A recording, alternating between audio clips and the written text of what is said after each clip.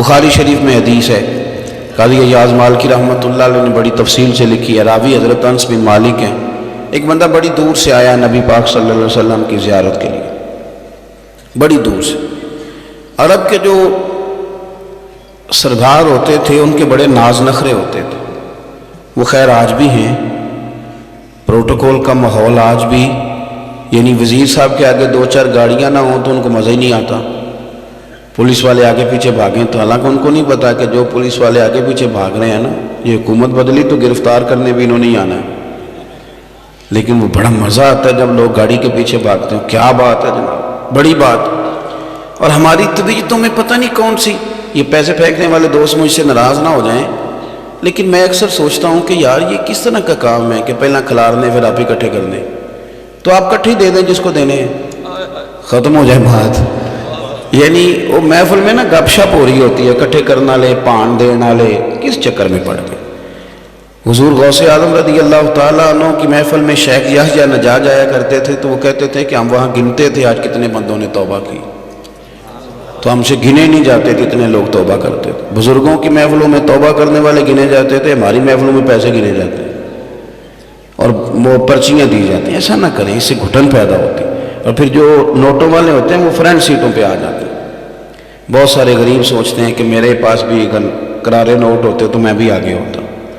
تو کم از کم یہ جو میلاد کی محفل ہیں ان میں تو سب کو ایک جیسا رہنے دیں، یہاں تو امیر غریب کا فرق نہ ہو، اس کو تو مہربانی کریں۔ تو نبی پاک صلی اللہ علیہ وسلم کی خدمت میں وہ شخص بڑی دور سے آیا، تو عرب کے بادشاہوں کا مزاج تھا، پروٹوکول بڑا چاہتے تھے، ان کا تو یہ طریقہ تھا کہ حکمرانی کرنی ہے جیسے بھی ہو۔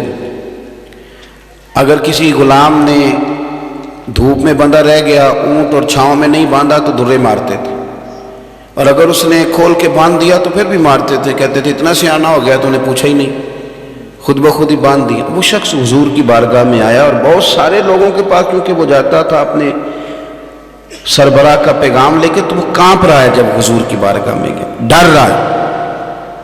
اب ذرا بات کو سمجھنا، نبی پاک صلی اللہ علیہ وسلم نے اس سے فرمایا کیوں ڈرتے ہو؟ سادہ آدمی ہے، دیہاتی ہے، بدو ہے۔ اللہ کے رسول نے تھپ کی دی، کیوں ڈرتے ہو؟ تو کہتے حضور مجھے آداب نہیں آتے اور مجھے ڈر آتا ہے، کوئی بات اگر ایسی ہو گئی آپ مدینے کی حکومت کے سربراہ ہیں تو کہیں آپ ناراض نہ ہو جائیں۔ حضرت انس بن مالک فرماتے ہیں بات کہاں کی تھی، پہنچ کہاں گئی؟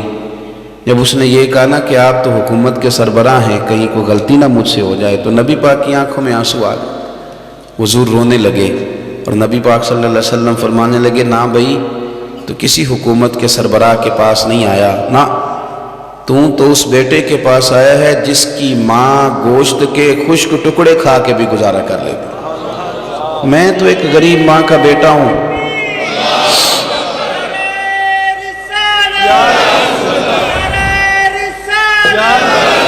بھائی اگر آپ کا یہ ذوق بن جائے، دیکھو نا آج تو لوگ بھول جاتے ہیں نا، کپڑے بدل لیتے ہیں تو وہ سمجھتے ہیں کہ شاید سارا کچھ ہی بدل گیا، یعنی گاؤں سے آ کر پڑھنے والے بھول ہی گئے ہیں کہ کس کی ماں نے کتنا زیور بیچا تھا۔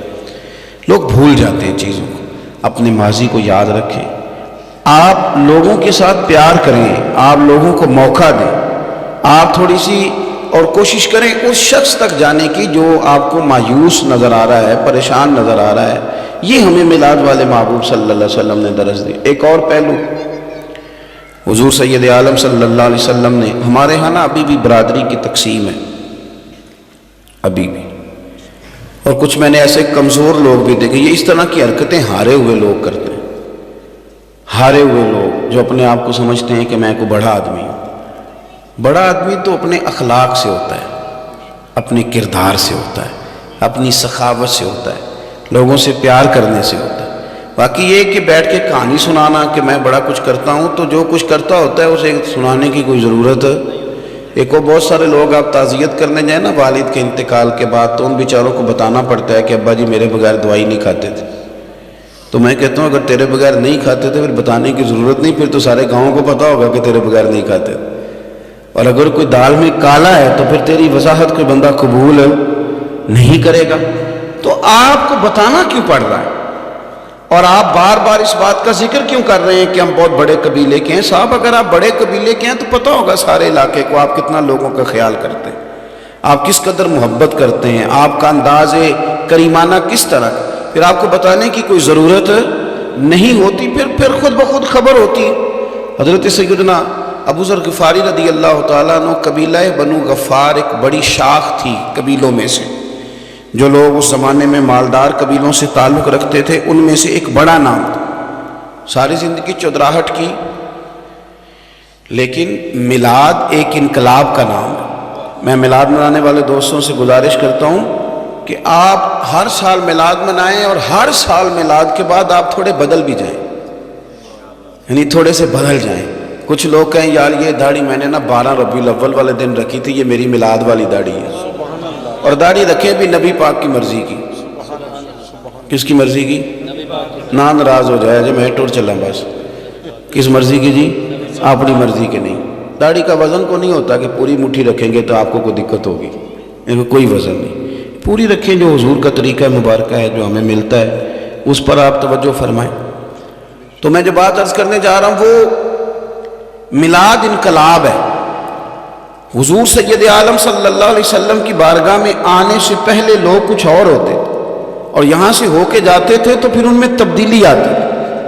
میں سارا دن کرامتیں سناؤں نا کسی کو اپنے پیر صاحب کی، اور اپنے گھر میں بھی کہ میرے حضرت بڑے، میرے استاد بڑے، لیکن بیوی کے ساتھ اگر میں ترش لہجے میں بات کروں گا تو وہ کہے گی یہ سکھاتے ہیں تینوں پیر صاحب، دوست کہیں گے یہ سکھاتے ہیں آپ، تو آپ کی کہانیاں نہیں چلتی، آپ کا کردار چلتا ہے۔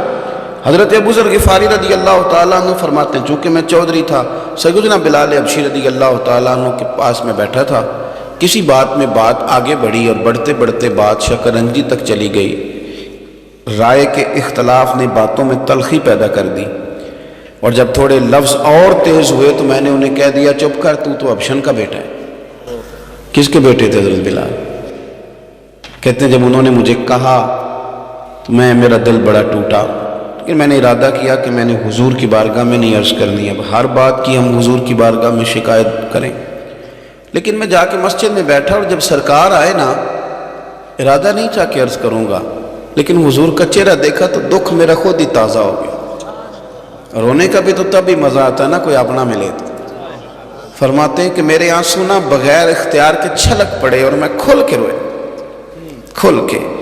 قربان جاؤں محبوب کے بھی حضور نے پاس نہیں بلایا، بلکہ نبی پاک اٹھ کے خود میرے پاس آئے اور مجھے کندھوں سے پکڑ کے سینے سے لگایا، اور جب میں کھل کے رو لیا تو حضور میرے آنسو پوچھنے لگے۔ کچھ شعر ایسے ہوتے ہیں جو کسی نے کہے ہوتے ہیں، اور کہنے والا جو ہوتا ہے وہ صاحب حال ہوتا ہے، تو اس میں کچھ خوبصورتی زیادہ ہی ہو جاتی ہے۔ ایک پنجابی کے شاعر ہمارے گجرات میں گزرے، بزرگ تھے، ان کا ایک شعر ہے، وہ کہتے ہیں ایک واری میری آنکھیاں چوں اونا نے اتھرو پونجے سن، ایک واری میری آنکھیاں چوں اونا نے اتھرو پونجے سن، ہن تے چسکا پہ گیا رونے دا۔ ایک واری میری آنکھیاں چوں اونا نے اتھرو پونجے سن، ہن تے چسکا پہ گیا رونے دا، تے ہر ویلے آہو زاری دا۔ تو میں روز رونے لگا ہوں، مزہ ہی بڑا آیا ہے جب سے محبوب نے چپ کرانا شروع کیا۔ میرے عزیز، اور پھر حضرت بلال حبشی رضی اللہ تعالیٰ عنہ چونکہ حضور کے غلام تھے، اور انہیں پتہ تھا کہ سرکار میری ناز برداری کرتے ہیں، حضور نے چپ کرایا۔ فرمایا کیوں روتے ہو؟